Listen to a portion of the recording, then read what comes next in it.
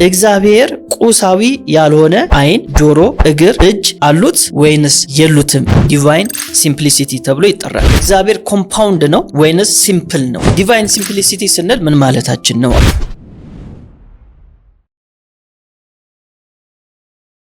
ከእግዚአብሔር ከአባታችን ከጌታም ከኢየሱስ ክርስቶስ ጸጋ ሰላም ምሕረት በያላችሁበት ይብዛላችሁ። ቲዮሎጂ ክላሳችን እንሆ ጀምረናል።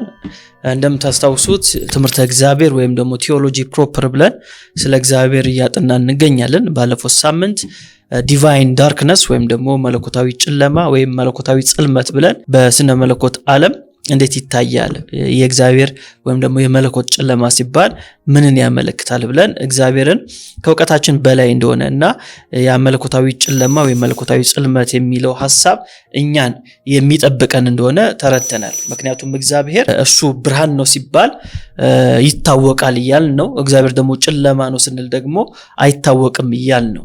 ስለዚህ የእግዚአብሔር ፍጹም የሆነ ብርሃንን ማየት ስለማንችል በጨለማ ውስጥ እግዚአብሔር እንደተገለጠ በቅዱሳት መጻሕፍት ውስጥ ማየትና ማመም እንደምንችል ባለፈው ሳምንት በሚገባ አይተናል። ምናልባት ያላያችሁ ሰዎች ዛሬ ቲዮሎጂ ክላሳችን የተቀላቀላችሁ ካላችሁ ያንን ዲቫይን ዳርክነስ የሚለውን ቪዲዮ እንድታዩና በዚሁም ሰብስክራይብ እንድታደርጉ እንጠይቃችኋለን። ዛሬም ትምህርተ እግዚአብሔርን ወይም ደግሞ ቲዮሎጂ ፕሮፐራችንን ማጥናታችን እንቀጥላለን። ዛሬ የምናየው በተለይም ደግሞ ከትምህርተ እግዚአብሔር ስንል በጣም አንድ ቁልፍ የሆነ ቃል አለ፣ የእግዚአብሔርን ሲምፕሊሲቲ የምናጠናበት ማለት ነው። ከዛ በፊት ግን አንድ ጥያቄ የቲዮሎጂ ክላሳችን ቴሌግራም ላይ አስቀምጬ ነበር። ያው ሁሌ እንደማደርገው ትምህርቱን ከመልቀቄ በፊት ጥያቄ አስቀምጥና እዛ ጥያቄ ላይ እናንተ ያላችሁን አንደርስታንዲንግ ማየት ስለምፈልግ ሁልጊዜ ፖል አስቀምጣለሁ። ምናልባት የቲዮሎጂ ክላሳችንን ቴሌግራም ቻናልን ያልተቀላቀላችሁ የቲዮሎጂ ክላስ ተማሪዎች ካላችሁ ታች ኮሜንት መስጫው ሳጥን ስር ቲዮሎጂ ክላስ 7 የሚል አለ። እሱን በመንካት ይሄን ቴሌግራም ቻናላችንን ተቀላቀሉ። እዛ ላይ ያስቀመጥኩት አንድ ጥያቄ ነበር። እግዚአብሔር ቁሳዊ ያልሆነ አይን፣ ጆሮ፣ እግር፣ እጅ ወዘተ አሉት ወይንስ የሉትም የሚል ጥያቄ አስቀምጫለሁ። ምናልባት እዚህ ጥያቄ ላይ ያልተሳተፋችሁ አሁን ይሄን መልእክት የምትመለከቱ ካላችሁ እስቲ እናንተ ምን ይመስላችኋል? እግዚአብሔር ቁሳዊ ያልሆነ፣ ልብ በሉ፣ ቁሳዊ ያልሆነ እጅ፣ እግር፣ ጆሮ፣ አይን አለ ወይ ብትባሉ አዎ ነው የምትሉት ወይንስ የለውም ነው የምትሉት? ምን ይመስላችኋል? እዚህ እንግዲህ የቴሌግራም ቻናላችን ላይ የተሳተፉ ሰዎች አብዛኛው ሰው ወደ 64% የሚሆን ሰው አሉት ነው ያለው። ወደ 36% የሚጠጉት ደግሞ የሉትም የሚል ሐሳብ አንጸባርቋል። ስለዚህ አብዛኛው ሰው እዚህ ቴሌግራም ቻናል ያለው እግዚአብሔር ቁሳዊ ያልሆነ አይን፣ ጆሮ፣ እግር፣ እጅ ወዘተ እንዳሉት ያምናሉ ማለት ነው። እናንተስ እንደዛ ነው የምታምኑት? እግዚአብሔር ቁሳዊ ያልሆነ አይን፣ ቁሳዊ ያልሆነ ጆሮ፣ ቁሳዊ ያልሆነ እግር አለው? እንደዛ ታምናላችሁ? ዛሬ የምናየው ይሄን ሐሳብ ነው። እንደ እግዚአብሔር ፍቃድ ይሄን ሐሳብ ለማየት እንሞክራለን። ይሄ ሐሳብ እንግዲህ በቲዮሎጂው ዓለም ዲቫይን ሲምፕሊሲቲ ተብሎ ይጠራል። ዲቫይን ሲምፕሊሲቲ ተብሎ ይጠራል። ዲቫይን ሲምፕሊሲቲ ስንል ምን ማለታችን ነው? አሁን እግዚአብሔር ኮምፓውንድ ነው ወይንስ ሲምፕል ነው የሚል ጥያቄ በስነ መለኮቱ ዓለም ይነሳል።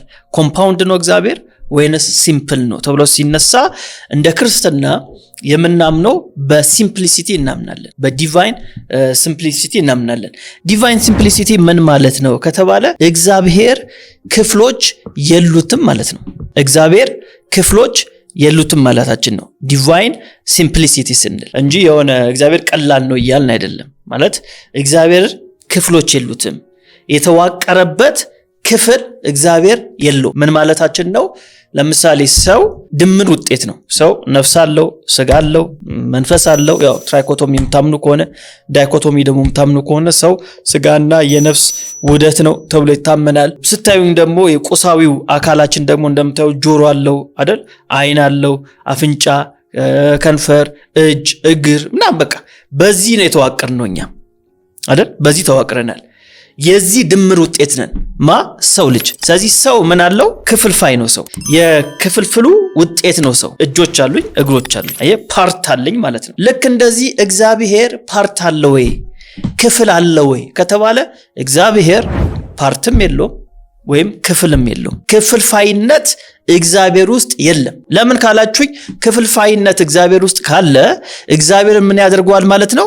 የዛ ክፍልፋይነት ድምር ውጤት ያደርገዋል። እግዚአብሔር ደግሞ የምንም ነገር ድምር ውጤት አይደለም። እርሱ በራሱ ሕያው ነው፣ በራሱ የሚኖር ነው፣ በራሱ ህልው ነው። የምንም ነገር ድጋፍ አይፈልግም። የምንም ነገር ድምር ውጤት አይደለም እግዚአብሔር። እኛስ ድምር ውጤት ነን፣ የፓርት ድምር ውጤት ነን። የህልውናችንም መሰረት ነው። ለምሳሌ አሁን እጄ ቢቆረጥ መኖር ይችል ይሆናል። አንገቴ ቢቆረጥስ መኖር አልችልም። ስለዚህ ለህልውናዬ እነዚህ ፓርቶች ያስፈልጋሉ ማለት ነው። ወደ እግዚአብሔር ግን ስንመጣ እግዚአብሔር ፓርት የለውም፣ ክፍልፋይ የለውም። የነዚህ ክፍልፋይ ድምር ውጤት አይደለም።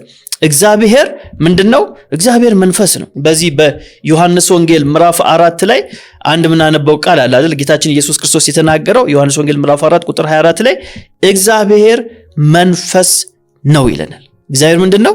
እግዚአብሔር መንፈስ ነው። ስለዚህ እግዚአብሔር የክፍልፋዮች ድምር ውጤት የሉትም። ስለዚህ የመጀመሪያው ፖይንት ምን ይዘው ምንድነው? እግዚአብሔር ግዙፋዊ ወይም አካላዊ ወይም ቁሳዊ ክፍሎች የሉትም። እግዚአብሔር የሉትም፣ ቁሳዊ ክፍሎች የሉትም። ምን ማለት ነው? ቁሳዊ ክፍሎች የሉትም ማለት የሚነካ፣ የሚጨበጥ፣ የሚዳሰስ ልክ እንደዚህ ክፍሎች የሉትም። ስለ እግዚአብሔር ስናወራ እንደዚህ አይነት ክፍሎች እግዚአብሔር የሉትም።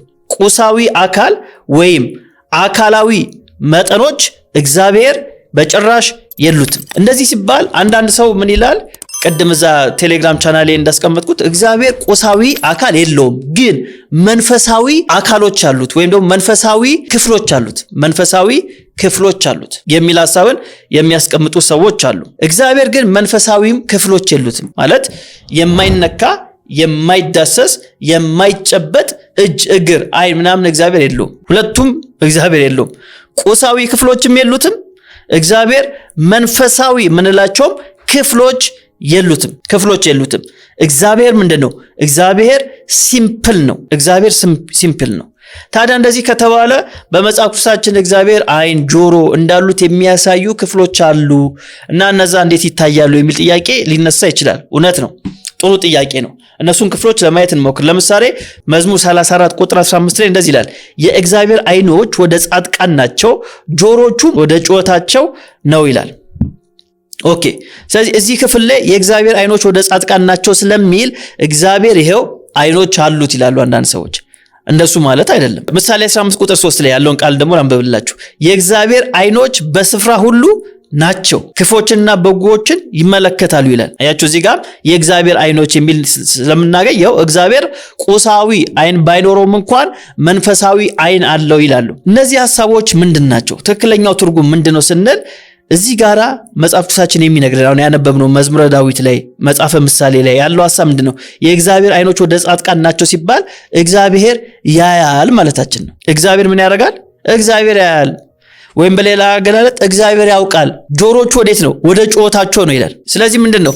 ጻድቃን የሚደርስባቸውን መከራ፣ የሚደርስባቸውን እንግልት እግዚአብሔር ያውቃል እያለን ነው። እግዚአብሔር ያውቃል እያለን እንጂ እግዚአብሔር የሆነ ፓርት አለው እያለ አይደለም። አሁን የኔ አይኖች የት ነው የተቀመጡት? እዚህ ጋር የተቀመጡት ከግንባሬ በታች ከጉንጬ ከፍ ብሎ አይደል? የሆነ ቦታ ላይ የተቀመጠው የሆነ ፓርት ይዟል፣ የሆነ ስፔስ ይዟል። እግዚአብሔር ጋር ግን እንደዚህ የሚይዝ ስፔስ የለም። ከላይ ወደ ታች ምንለው የለም፣ ከታች ወደ ላይ ምንለው የለም፣ ከግራ ወደ ቀኝ ምንለው የለም። የተጻፈው እኛ በሚገባን ቋንቋ ነው፣ እኛ በምንረዳው ቋንቋ ነው። አይን ሲለን መጽሐፍ ቅዱሳችን የአይን ፋንክሽኑ ምን እንደሆነ እናውቃለን አይደል? የአይን ፋንክሽን ማየት ነው፣ ያያችሁትን ማወቅ ነው። እኔን እያያችሁኝ ነው፣ ስለዚህ ሰው እያያችሁ ነው። ሰው እዚህ ጋር እያወራ እንደሆነ ታውቃላችሁ። ስለዚህ አይቻለሁ እኮ ስንል ምን እያልን ነው? ትናንትና ያደረከውን ነገር አይቻለሁ ስንል ትናንትና ያደረከውን ነገር አውቄያለሁ እያልን ነው። ስለዚህ እንደዚህ ስለምንረዳ በእኛ ቋንቋ ስለሆነ መጽሐፍ ቅዱሳችን ደግሞ የተጻፈው እግዚአብሔር አይኖች አሉ ሲል ወይም እግዚአብሔር ያያል ሲል ምን እያልን ነው? እግዚአብሔር ያውቃል፣ እየሆነ ያለውን ነገር ይረዳል፣ ያውቃል፣ ከሱ የተሰወረ ነገር የለም እያለን ነው እንጂ እግዚአብሔር መንፈሳዊ የሆነ ፓርት ወይም ክፍል የለውም አይን የሚባል። ስለዚህ መጽሐፍ ቅዱሳችን ስለ እግዚአብሔር አይኖ ሲናገር የእርሱን ሁሉን አዋቂነት ሁሉን ነገር ማየቱን እና ጥብቅናውን አሁን ይሰማል ሲል ጥብቅናውን በተለይ ለጻድቃን ይሰማል ይመልስላቸዋል ሲል ጥብቅናውን የሚያሳይ ክፍል መሆኑን መረዳት አለብን ማለት ነው። ጥሩ ስለ እግዚአብሔር ጆሮች የሚናገር የመጽሐፍ ቅዱስ ክፍል ስናገኝ ለምሳሌ መዝሙር 116 ላይ እንደዚህ ይላል፣ እግዚአብሔር የልመናዬን ድምፅ ሰምቷልና ወደድኩት፣ ጆሮን ወደ እኔ አዘንብሏልና በዘመኔ ሁሉ እጠራዋለሁ ይላል። ታዲያ እዚህ ጋር ጆሮ ሲል ምንድን ነው የሚያሳየው ሲባል ስለ እግዚአብሔር ጆሮች የሚነገሩ ክፍሎች የእርሱን ጸሎት ሰሚነትና ምላሽ ሰጭነት የሚያሳዩ ናቸው። እግዚአብሔር እንደ አሕዛብ ጣዖት የማይሰማ አይደለም። እግዚአብሔር ምን የሚያደርግ ነው? የሚሰማ ነው። ጸሎታችንን ሰምቶ የሚመልስ ነው የሚለውን ለመግለጽ የእግዚአብሔር ጆሮዎች የሚል ቃል በመጽሐፍ ቅዱስ እናገኛለን። ለምን? የሰው ልጅ የሚሰማው በምኑ ነው? በጆሮ። በአፍንጫ አይሰማም፣ በጆሮ ነው የሚሰማው አይደል? በእጁ አይሰማም፣ በጆሮቹ ነው የሚሰማው። ስለዚህ የሰው ልጅ የሚሰማው በጆሮቹ ስለሆነ እግዚአብሔር ሰሚ ነው ለማለት የግድ ጸሐፊያኖቹ ምን ማድረግ ነበረባቸው? የእግዚአብሔር ጆሮዎች ብሎ መግለጽ ነበረባቸው። አያችሁ፣ እኛ የምንረዳው እንደዛ ስለሆነ ነው። እግዚአብሔር ጆሮ አለው ሲለን ምን እያለን ነው? እግዚአብሔር ይሰማል፣ ጩኸትን፣ ጸሎትን ይሰማል፣ ምላሽ ይሰጣል የሚለውን ሐሳብ የሚገልጽ ነው። ከዛ ውጪ እግዚአብሔር ምን የለውም፣ መንፈሳዊ የሚባል እንደዚህ ጆሮች የሉትም። የኔ ጆሮች በግራና በቀኝ ነው ያሉት፣ ሁለት ናቸው፣ ቦታ ይዘዋል። ልክ እንደዚህ እግዚአብሔር ፓርት የለውም፣ ክፍል የለውም ጆሮች የሚባሉ። ሌላው የእግዚአብሔር እግሮችስ ለምሳሌ ትንቢተ ኢሳይያስ ምዕራፍ 36 ቁጥር 1 ላይ እንደዚህ ይላል፣ እግዚአብሔር እንዲህ ይላል፣ ሰማይ ዙፋኔ ነው፣ ምድር የእግሬ መረገጫ ናት። የምትሰሩልኝ ቤት ምን አይነት ነው? የማርፍበት ስፍራ ምንድን ነው ይላል። አሁን እዚህ ጋር ተመልከቱ፣ ሰማይ ዙፋኔ ነው፣ ምድር ምንድነች? የእግሬ መረገጫ ነች ይላል። ስለዚህ እግዚአብሔር ሰማይ ላይ ቁጭ ብሎ እግሩ ይደርሳል ማለት ነው እንዴ? አይደለም። ምን እያለን ነው? እግዚአብሔር በሁሉ ቦታ ይገኛል። ሁሉን ሰርቻለሁ ይላል እግዚአብሔር፣ ሁሉን አስገኝቻለሁ ይላል እግዚአብሔር። ስለዚህ እግዚአብሔር በሁሉ ቦታ እንደሚገኝ ኦምኒ ፕሬዘንት እንደሆነ በሁሉ ቦታ ያለ መሆኑን ለማሳየት ነው እንጂ ከሰማይ ምድር የሚደርስ የሆነ ረጅም በኪሎ ሜትር የሚቆጠር ወይም ከኪሎ ሜትር በላይ የሆነ እግር አለው ማለት አይደለም። እንደዛ መረዳት የለብንም። ስለዚህ የእግዚአብሔር እግሮች ሲባል እግዚአብሔር በሁሉ ቦታ እንደሚገኝ የሚያሳይ እንዲሁም ደግሞ እግዚአብሔር የበላይ መሆኑን የሚያሳይ መሆኑን መረዳትና ማስተዋል ይኖርብናል። ስለዚህ እግዚአብሔር ሲምፕል ነው ስንል ክፍልፋይ የለውም። እግዚአብሔር ሲምፕል ነው ስንል ክፍሎች የሉትም። እግዚአብሔር ሲምፕል ነው ስንል የሆኑ የክፍሎች ድምር ውጤት ነው እያን አይደለም። እሱን በጣም መረዳት አለብን። ለምሳሌ አንድ ጥቅስ ሐዋርያው ዮሐንስ በአንደኛ መልእክቱ ምዕራፍ 4 ላይ እንደዚህ ይለናል። ቁጥር 5 ላይ ፍቅር የሌለው እግዚአብሔርን አያውቅም፣ እግዚአብሔር ፍቅር ነውና። ተመልከቱ። አሁን ብዙዎቻችን በተለምዶ እግዚአብሔርን የፍቅር አምላክ ነው እንላለን፣ ወይም እግዚአብሔር ፍቅር አለው እንላለን። እንደዛ አይባልም። እግዚአብሔር ምንድነው? ፍቅር ነው። ራሱ እግዚአብሔር ምንድነው? ፍቅር ነው። አያችሁ፣ እግዚአብሔር የዚህ ፍቅር የሚባለው ነገር አስገኝ አይደለም። ራሱ እግዚአብሔር ምንድነው? ፍቅር ነው የሚለን መጽሐፍ ቅዱሳችን። ስለዚህ እነዚህ ነገሮች የሚያሳዩን ምንድነው ከተባለ ራሱ እግዚአብሔር ነው የሚል ሐሳብ ነው ያለው። ወይም በሌላ አገላለጥ እግዚአብሔር ፍቅር ነው እንጂ ፍቅር እግዚአብሔር አይደለም። እንደዚህ መቀየርም አንችልም፣ ቫይስ ቨርሳ ማድረግ አንችልም። እግዚአብሔር ምንድነው? ፍቅር ነው እንጂ ፍቅር ማን አይደለም? እግዚአብሔር አይደለም። እግዚአብሔር ግን ምንድነው? ፍቅር ነው። ስለዚህ የሆነ ፍቅር የሚባል የሆነ የስሜት ፓርት ኖሮት እግዚአብሔር የሚወድ ምናምን ሆኖ የሆነ ሰዓት ላይ ደግሞ የሚጠላ አይደለም። እንደዚህ ተለዋዋጭ የሆነ ነገር እግዚአብሔር የለውም። ወደፊት እግዚአብሔር ስሜት አለው በሚለው ላይ በደንብ እናየዋለን። ግን እዚህ ጋር መያዝ ያለባችሁ ነጥብ ምንድነው? እግዚአብሔር ምንድነው? ፍቅር ነው ይለናል። ስለዚህ እግዚአብሔር ለህልውናው የሆነ ውጫዊ ነገር አያስፈልገውም ለመኖር። እግዚአብሔር በራሱ ምንድነው? ህልው ነው። የምንም ነገር እግዚአብሔር ዲፔንደንት አይደለም፣ ጥገኛ አይደለም። ለምሳሌ ሙሴ አንድ ጥያቄ ጠይቋል እግዚአብሔርን በዚህ በዘጸአት ምዕራፍ 3 ላይ እንደዚህ የሚል ጥያቄ እናገኛለን። ቁጥር 13 ላይ ሙሴም እግዚአብሔርን እነሆ እኔ ወደ እስራኤል ልጆች በወጣው ጊዜ የአባቶቻችሁ አምላክ ወደ እናንተ ላከኝ ባልኩም ጊዜ ስሙስ ማን ነው ባሉኝ ጊዜ ምን እላችኋለሁ አለው። እግዚአብሔርም ሙሴን እንዲህ አለው፣ ያለና የሚኖር። አያችሁ፣ የምንም ነገር ጥገኛ ያልሆነ፣ በማንም ላይ ጥገኛ ያልሆነ ያለና የሚኖር እኔ ነኝ አለው። እንዲህ ለእስራኤል ልጆች ያለና የሚኖር ወደ እናንተ ላከኝ ትላለ በማለት ይመልስለታል። ስለዚህ እግዚአብሔር ማን ነው? ያለና የሚኖር ነው። በራሱ ምንድነው? ህልው ነው። እግዚአብሔር ሲምፕል ነው። ለመኖር የሆነ ክፍሎች አያስፈልጉትም። እግዚአብሔር ልብ የለውም። እግዚአብሔርም ኩላሊት የለውም። እግዚአብሔር ጨጓራ የለውም። እጅና እግር የለውም።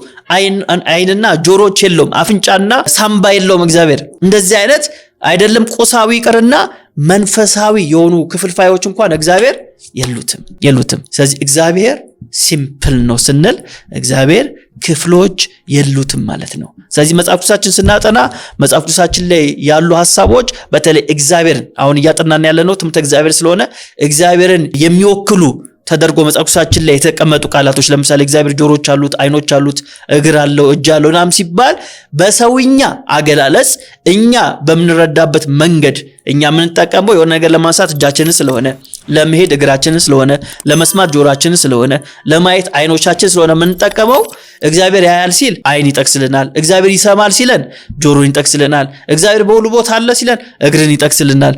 በዚህ አይነት መንገድ ነው መረዳት ያለብን እንጂ እግዚአብሔር መንፈሳዊ ወይም ቁሳዊ አካላቶች ክፍሎች የሉትም።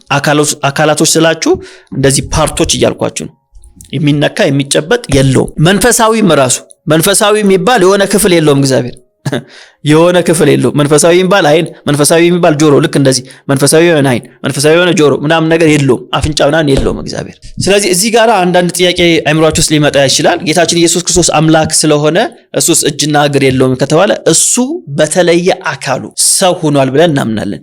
ግን ትምህርታችንን እንዳትረሱ። ምናልባት ዛሬ የገባችሁ ሰዎች ከሆናችሁ ነው እንጂ ከመጀመሪያው ጀምሮ የተከታተላችሁኝ ሰዎች ከሆናችሁ ትረዱኛላችሁ። ምክንያቱም የትምህርተ እግዚአብሔርን ስንጀምር ምን ብለናል? the one God ብለናል አይደል? እሱን ነው እያጠናን ያለ ነው። የእግዚአብሔርን ዲቪኒቲ ምንለው ወይም መለኮታዊነቱን ነው እያጠናን ያለ ነው። ቲዮሎጂ ፕሮፐር ምንለው ትምህርተ እግዚአብሔር ስንል እሱን ነው እያጠናን ያለ ነው። ሁለተኛ ምን ብለናል? 3 persons ብለናል አይደል? የአንድ አምላክ በሶስት አካል ተገልጧል ብለናል።